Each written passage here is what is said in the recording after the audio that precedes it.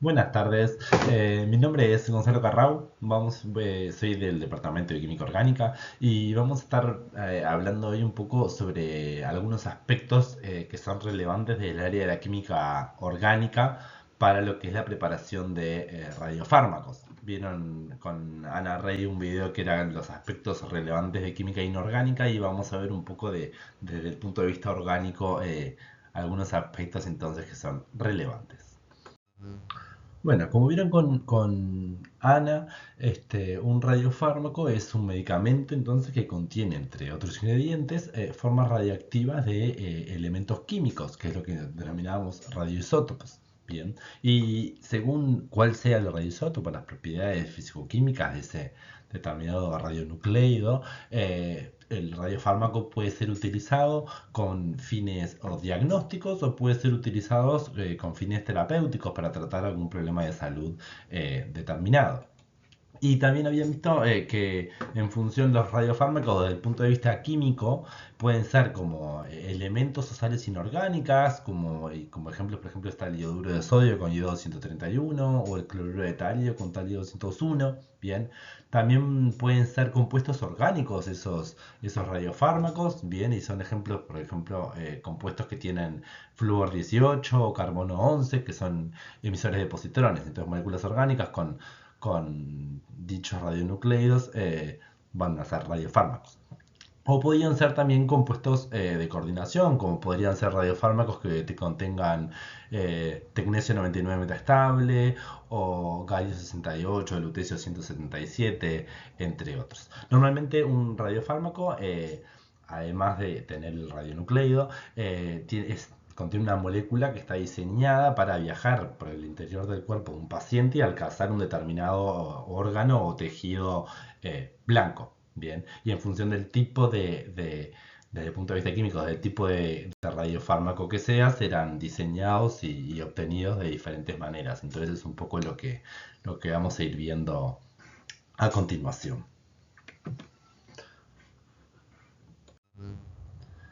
Y en la clase de hoy vamos a centrarnos básicamente, o vamos a hablar principalmente de los radiofármacos que sean, ya sea compuestos orgánicos o compuestos de coordinación, porque van a ser sobre los radiofármacos a partir de los cuales la química orgánica es relevante para la obtención de dichos radiofármacos, ¿sí? Entonces, más o menos lo que sería un proceso de obtención de un radiofármaco, normalmente tenemos un precursor orgánico, bien, que va a reaccionar con un precursor radioactivo, dando lugar así al radiofármaco impurificado. Esta etapa es la que conocemos como la etapa de marcación, que es la unión entonces del precursor orgánico al precursor radioactivo, y eventualmente se puede llegar a tener que proteger algún grupo protector como último paso de reacción. Pero esto nos da lugar a lo que sería el radiofármaco impuro, que luego va a ser purificado, va a ser reformulado, se va a hacer una filtración esterilizante y se le van a hacer una serie de controles de calidad como cualquier medicamento, y de esta manera se va a poder tener un radiofármaco formulado en condiciones de poder ser administrado a un paciente, ya sea con fines diagnósticos o terapéuticos, ¿sí? Pero la marcación es la etapa entonces en donde el precursor orgánico se une al precursor radioactivo. Esta reacción puede ser la formación de un complejo de coordinación para lo que son los compuestos de coordinación, o la formación de un enlace covalente para radiofármacos de carbono 11 o de flúor 18, por ejemplo. ¿Sí?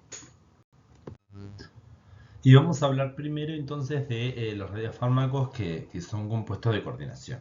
Y ya lo mencioné antes, pero a modo para recordarlo, generalmente el radiofármaco está, además de contener los elementos radioactivos, el elemento radioactivo está diseñado para viajar por el interior del cuerpo del paciente hasta llegar a un determinado tejido blanco o un órgano blanco determinado. Bien, entonces acá podríamos tener, por ejemplo, por mencionar una posible órgano blanco, tejido blanco, una célula cancerosa que tiene un determinado receptor sobreexpresado. Entonces se puede buscar un radiofármaco que sea una molécula que se una bien a esa proteína diana, pero para poder unirlo a un metal radioactivo, normalmente lo que se usa es se modifica la molécula orgánica y se le introduce un conector y una cantidad de grupos quelantes, átomos donores de electrones capaces de coordinar al radionucleido en cuestión. Bien, entonces de esta manera se va a diseñar o sintetizar un radiofármaco para una determinada proteína diana, que en este caso que está representado sería una célula cancerígena. ¿Sí? Entonces vamos a ver primero el caso de cómo sería el diseño hacia un radiofármaco del tipo que es un compuesto de coordinación, bien, con un radionucleido metálico. Primero seleccionar un sitio blanco, ¿no? Esta proteína diana de la que hablamos, que está sobreexpresada en algún tipo de patología, bien, y seleccionar un radionucleido para trabajo, porque uno después va a diseñar un... va a diseñar el radiofármaco que tenga grupos capaces de coordinar a ese radionucleido escogido. Y va a ser escogido también en función de si es con fines terapéuticos, con fines diagnósticos y demás. Bien, entonces, una vez que seleccionamos el sitio blanco y el radionucleido, se diseña una molécula a marcar, una molécula que tuvo una buena afinidad por ese sitio blanco y hacer un estudio de qué zonas de la molécula se puede modificar para que no interfiera en la unión de la molécula orgánica al sitio blanco, pero que se le pueda unir un conector y átomos de electrones capaces de coordinar al radioisótopo. ¿Sí? Entonces de esa manera se diseña la molécula y se sintetiza en el laboratorio, se sintetiza mediante diferentes etapas de síntesis orgánica tradicional. Luego se le incorpora el átomo radioactivo, que es la etapa que decíamos como la marcación, una vez que tenemos la molécula orgánica sintetizada con el linker, con los grupos quelantes, se hace la marcación con el isótopo radioactivo de, por ejemplo, podría ser magnesio 99 metastable, galio 68, lutecio 177 y se obtiene el radiofármaco, que se le hacen diferentes estudios físico-químicos y de estabilidad, y luego se pasaría a lo que es estudios in vitro e in vivo para ver si ese radiofármaco, ese retrasador obtenido, sirve para lo que fue diseñado. ¿Sí? Entonces, estas serían más o menos lo que serían las etapas en la obtención de un nuevo radiotrazador, y varias de esas etapas involucran, lógicamente, el sintetizar una molécula nueva mediante diferentes etapas de síntesis orgánica, como hemos visto en los diferentes cursos de química orgánica en la facultad. Y acá tengo un ejemplo que saqué de la literatura del año 2017. El erlotinib es un compuesto orgánico, se utiliza como fármaco para el tratamiento de ciertas patologías, pero en particular es es un compuesto que se une a un grupo de receptores que se llaman receptores EGFR, que son receptores de crecimiento epidérmico, que están sobreexpresados en muchos tipos de patologías oncológicas. Por ejemplo, en cáncer de pulmón está sobreexpresado en algunos tipos de cáncer de próstata, de cáncer de mama, en diversos tipos de cáncer está sobreexpresado este tipo de receptor. Y el erlotinib es una molécula que se une a ese tipo de receptores. Y entonces, desde el punto de vista, es interesante o resultaba interesante desarrollar un radiofármaco capaz de ver lugares donde haya mucha expresión de ese receptor. Y entonces lo que se propusieron es con esta molécula como molécula modelo, modificarla al nivel del alquino, porque se sabe que a nivel de esta posición puede elongarse y ponerse un linker y grupos quelantes capaces de coordinar, en este caso al galio 68, pero el resto de la molécula puede seguir interactuando con el receptor objetivo. Bien, entonces de esa manera poder tener fines diagnósticos para este radiofármaco. Entonces sintetizaron en el laboratorio este compuesto que implica toda esta parte que viene del erlotinib. Hicieron una reacción entre un alquino y una ácida para formar un triazol.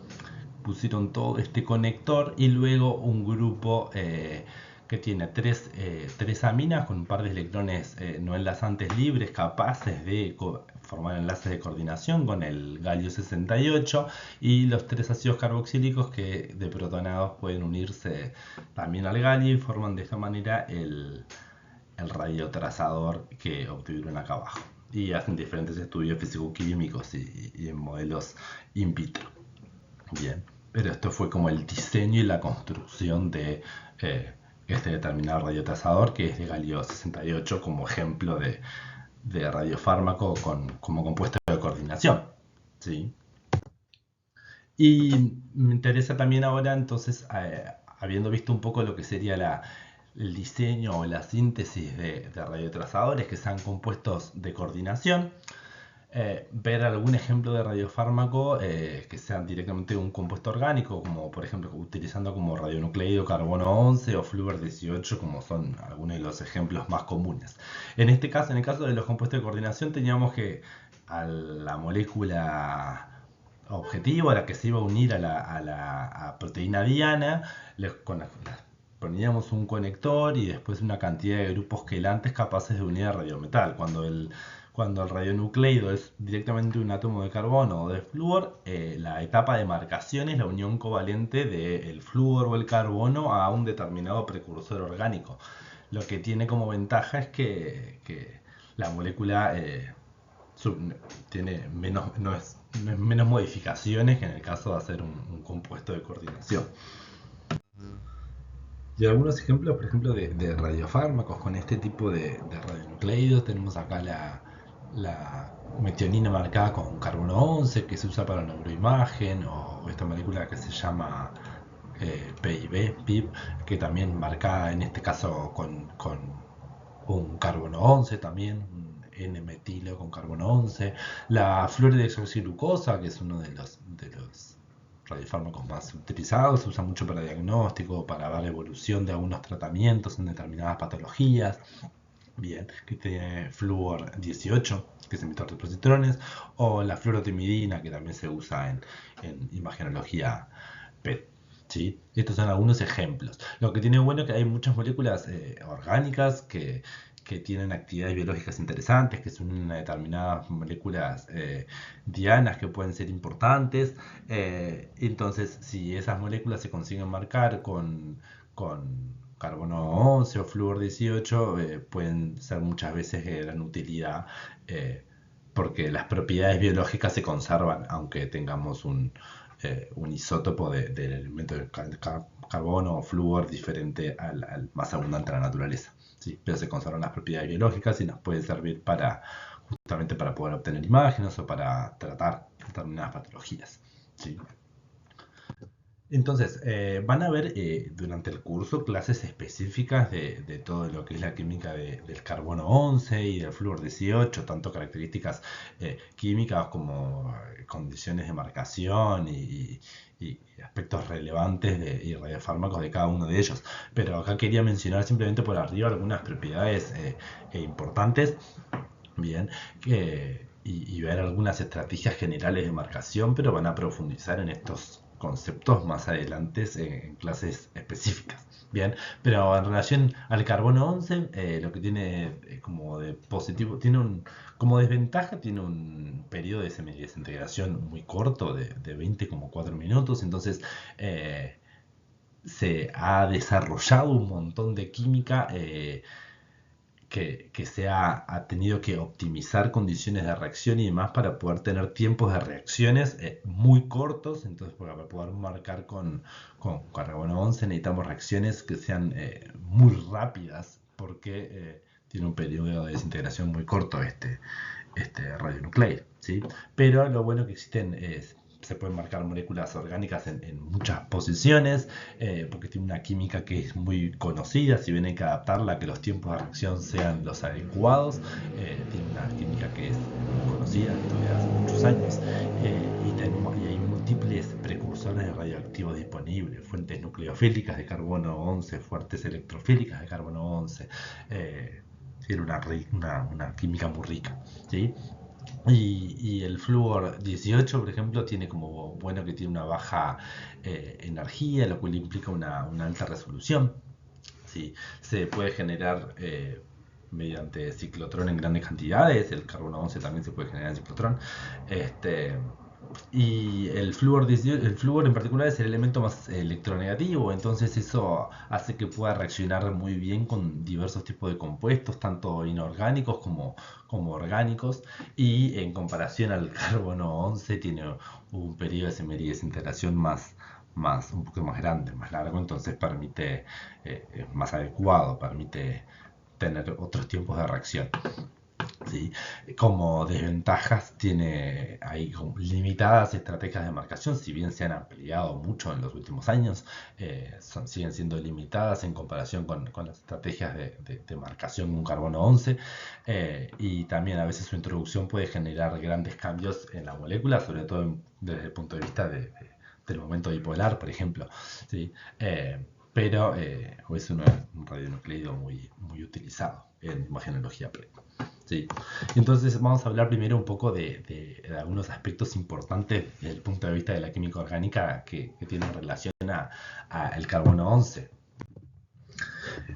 Como decíamos, generalmente teníamos un precursor primario a partir del cual se tiene el radionucleido con el cual se va a hacer la marcación. Bien, como precursor primario muchas veces el precursor primario es dióxido de carbono marcado con carbono 11, también puede ser como precursor primario el metano, depende de las condiciones en las que se obtenga. Pero bueno, de alguna manera después hay diferentes tipos de reacciones que pueden ser llevadas a cabo sobre ese precursor primario que nos pueden dar fuentes de carbono 11 electrofílico, nucleofílico. Dejé marcado con azul todas las fuentes de carbono 11 electrofílico y en rojo las fuentes de carbono 11 nucleofílico. Por decir, por ejemplo, un ejemplo típico, el metano puede halogenarse, bien, y formar iodo metano. Y iodo metano es un agente alquilante que se usa muchas veces para alquilar nitrógenos, oxígenos, azufres, bien, y puede introducir un metilo marcado. Bien, aún mejor electrófilo que el iodo metano es el triflato de metilo. Bien, si cambiamos el iodo por un grupo OTF, que es un triflato, es aún mejor grupo saliente, entonces es una especie aún más electrofílica que el iodo de metano y permite eh, marcar en compuestos que sean menos nucleofílicos. Bien. El iodo de metano, por ejemplo, podría, en presencia de algún metal, transformarse en un compuesto organolítico o en un reactivo de Grignard, que serían una fuente nucleofílica de carbono. Son carbonos con densidad de carga negativa muy grande que pueden atacar diferentes electrófilos. O el metano se podría transformar en un cianuro, en ácido cianhídrico o cianuro hidrógeno, que es una fuente de cianuro, carbono nucleofílico. Bien. Entonces también se puede usar para marcación, y algunos métodos más modernos permiten, por ejemplo, la fijación de dióxido de carbono directamente, o reducir el dióxido de carbono a monóxido de carbono y hacer algunas reacciones de carbonilación. Y vamos a ver algunos ejemplos de marcación, de estrategias de marcación utilizando o carbonos electrofílicos o carbonos nucleofílicos. ¿Sí?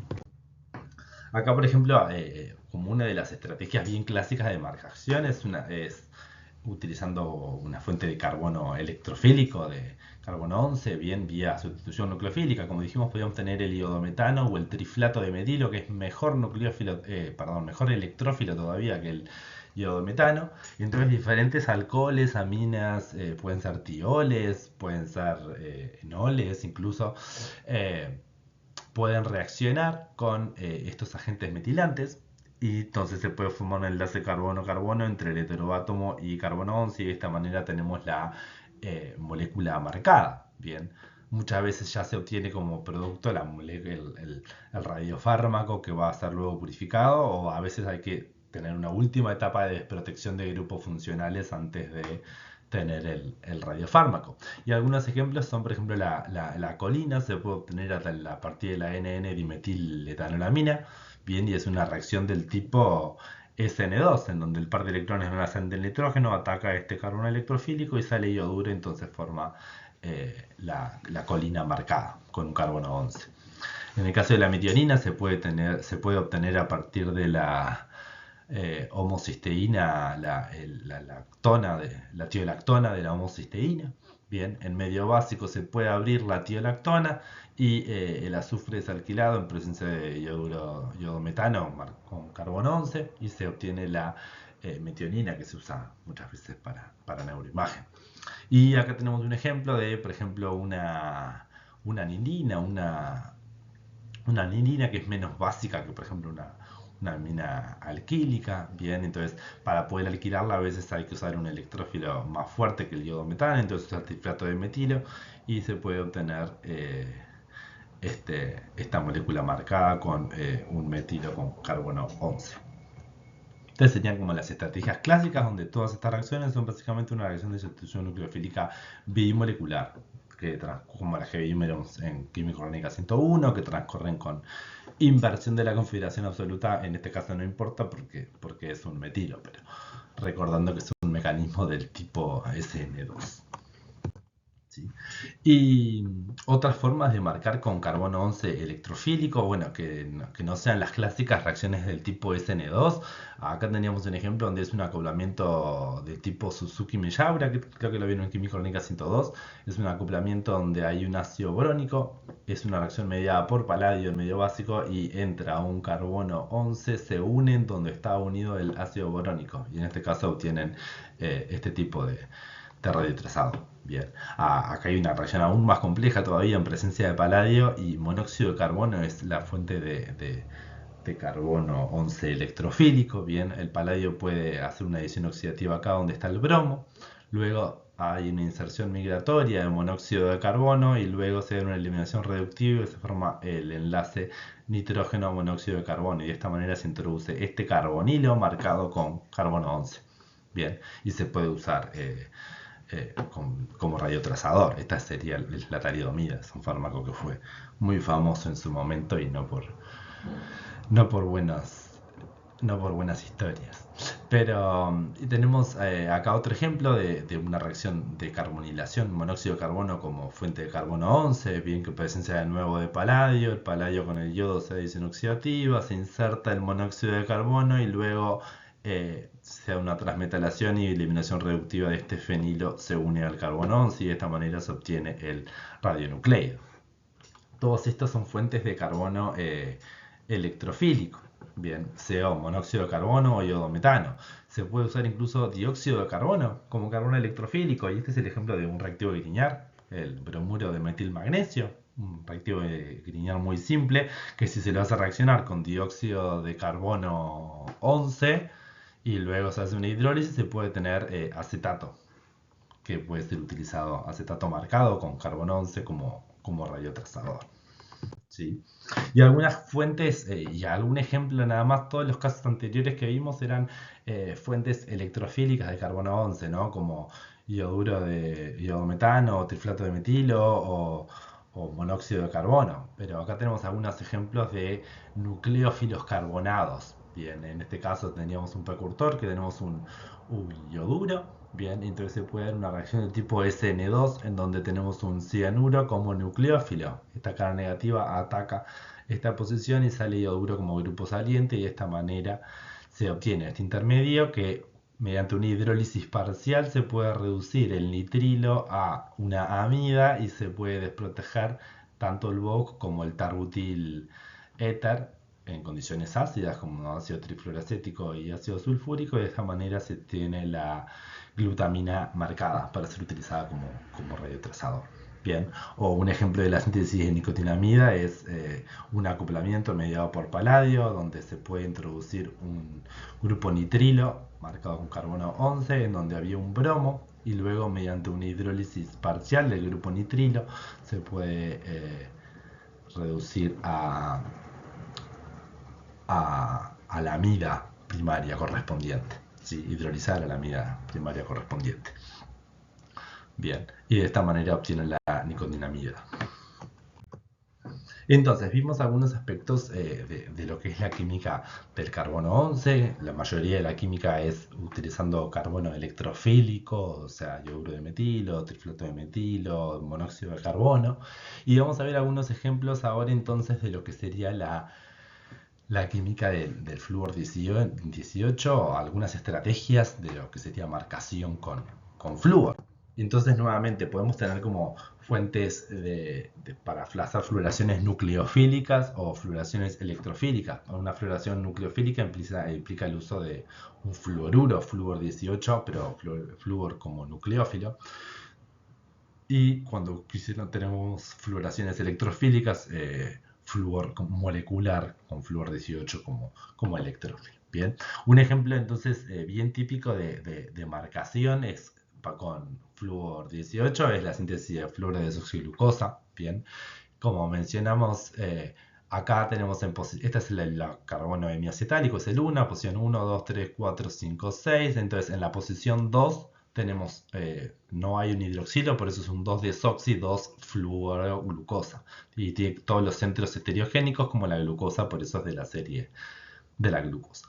Para obtenerlo, estamos teniendo flúor nucleofílico que va a hacer un ataque nucleofílico y va a desplazar a un buen grupo saliente. Acá en este caso tenemos un derivado de manosa, bien, y en donde tenemos acá un OTF que sería un triflato que dijimos que era un muy buen grupo saliente. Puede venir un flúor nucleofílico, atacar esta posición y sale triflato como grupo saliente. Y como es una SN2 transcurre con inversión de la configuración absoluta. Entonces partimos de un derivado de manosa para que cuando el flúor ataque en la posición electrofílica, que es este carbono, se dé una inversión de la configuración y pasamos de tener un derivado de manosa a un derivado de glucosa. Y así tenemos la fluorodesoxiglucosa. Y se utiliza un criptano de este tipo para atrapar al potasio y hacer de esta manera que el flúor sea un mejor nucleófilo, porque si no, no es un muy buen nucleófilo el anión fluoruro. Sí. Acá tenemos un ejemplo. Esta es una reacción, entonces dijimos sustitución nucleofílica bimolecular, y acá podríamos tener una sustitución nucleofílica aromática. Este tipo de reacciones no se vieron en Química Orgánica 101, la pueden haber visto en algún curso electivo más avanzado, que bueno, por ejemplo en química farmacéutica. El flúor puede actuar como nucleófilo cuando tenemos un grupo electrón atrayente en par a una determinada posición. Acá un flúor podría atacar esta posición porque tiene en posición par un grupo electrón atrayente. Bien, entonces hay una deslocalización de electrones, después vuelve y sale dióxido de nitrógeno como grupo saliente y queda flúor en negativo. El fluoruro reemplazó lo que era el grupo funcional nitro, y eso puede darse porque tenemos en posición par a un grupo electrón atrayente. ¿Sí? Pero es una estrategia de utilizar flúor nucleofílico en una reacción de sustitución nucleofílica aromática. Bien, y estas son entonces, dijimos, fuentes nucleofílicas de fluoruro, y como un ejemplo de fluoración o estrategia de marcación con flúor 18 electrofílico, tendríamos acá un precursor con dos fenoles protegidos. Bien, y tenemos un organoestagrano. El estaño es más electropositivo que el carbono, entonces este carbono tiene una densidad de carga negativa importante, es un organometálico, ¿no? Entonces esta posición puede atacar una molécula de flúor gaseoso con flúor 18 y se da la marcación para obtener este radiotrazador con un flúor en lugar de un hidrógeno en lo que sería la molécula original. Bien, en este caso este carbono tiene densidad de carga negativa, entonces puede atacar una molécula de flúor y, y se da una fluoración con flúor electrofílico. Bien, estos son algunos ejemplos, nomás después van a tener clases específicas de cada uno de la química del flúor 18 y del carbono 11 en clases específicas. Muchas gracias.